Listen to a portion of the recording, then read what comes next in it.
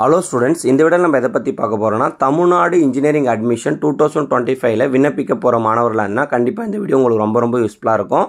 மே 5ஆம் தேதி வந்து பார்த்தோன்னா நோட்டிஃபிகேஷன் வெளியிடுன்னு ஆல்ரெடி வந்து பார்த்தோன்னா அஃபிஷியலாக ரிலீஸ் பண்ணிட்டாங்க. அதுக்கு தேவையான விவரங்களை தயாராக வச்சுக்கணும்ல, அதுக்காக தான் இந்த வீடியோ நான் போடுறேன். நேம் ஆஃப் தி கேண்டிடேட், உங்கள் பேர் எல்லாமே கரெக்டாக இருக்கா எல்லாத்தையும் அப்படின்னு செக் பண்ணிங்க. ரெண்டாவது மெயில் ஐடி ரொம்ப மஸ்ட், ஓகேங்களா? ரெகுலராக யூஸ் பண்ணுற மெயில் ஐடியை வச்சுங்க. மூணாவது உங்களுடைய மொபைல் நம்பர், அதுவும் வந்து பார்த்தோன்னா ரெகுலராக யூஸ் பண்ணுற ஒரு மொபைல் நம்பரை வச்சுங்க.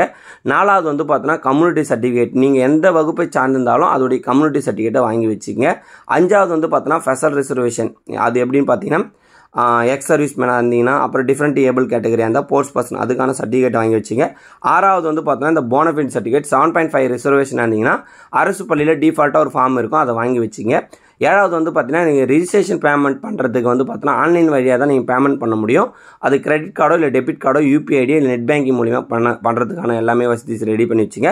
இல்லை அப்படி இல்லைனா டிஎஃப்சி சென்டர் மூலிமா நீங்கள் வந்து பார்த்தோன்னா டிமாண்ட் டிராஃப்டிங் ரெடி பண்ணி நீங்கள் கொடுத்துக்கலாம். அப்புறம் 8th வந்து பார்த்தோன்னா எமிஸ் நம்பர், அது வந்து பார்த்தோன்னா உங்களோட டிசிலேயே இருக்கும். 9th ஒன்று வந்து பார்த்தோன்னா ஆதார் கார்டு. அப்புறம் 10th ஒன்றுக்கு வந்து பார்த்தீங்கன்னா உங்களுடைய இன்கம், பேரண்ட்ஸோடைய இன்கம் சர்டிஃபிகேட் வாங்கி வச்சுங்க. அப்புறம் 11th ஒன்றுக்கு வந்து பார்த்தீங்கன்னா 6th-லேருந்து 12th வரைக்கும் படிச்சிருப்பீங்க, அந்த ஸ்கூல் டீட்டெயில் வந்து பார்த்தீங்கன்னா கரெக்டாக கலெக்ட் பண்ணி எழுதி வச்சுங்க. அப்புறம் வந்து பார்த்தீங்கன்னா 12th ஒன்று வந்து பார்த்தீங்கன்னா 10th மார்க் ஷீட், அப்புறம் வந்து பார்த்தீங்கன்னா 11th மார்க் ஷீட்டும் மஸ்ட்டு. அப்புறம் 12th மார்க் ஷீட் வச்சுங்க, அதோடைய பதிவு என்னெல்லாம் தெளிவாக வச்சுங்க. அதுக்கப்புறம் வந்து பார்த்தீங்கன்னா 12th உடைய ரிஜிஸ்ட்ரேஷன் நம்பர்னு ஒன்று கொடுத்துருப்பாங்க, அதையும் தெளிவாக வச்சுங்க.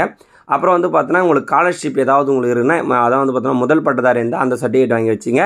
அப்புறம் போஸ்ட் மெட்ரிக் ஸ்காலர்ஷிப்பாக இருந்தால் அது எஸ்சி எஸ்டிஏ எஸ்சிஏ அது ஒரு சர்டிஃபிகேட் வாங்கி வச்சுங்க. அதுமாரி நீங்கள் கன்வெர்ட்டட் கிறிஸ்டினாக இருந்தாலும் அதெல்லாம் ரெடி பண்ணி வச்சுங்க. இதுதான் வந்து உங்களுக்கு தேவையான ப்ராப்பரான விவரங்கள்.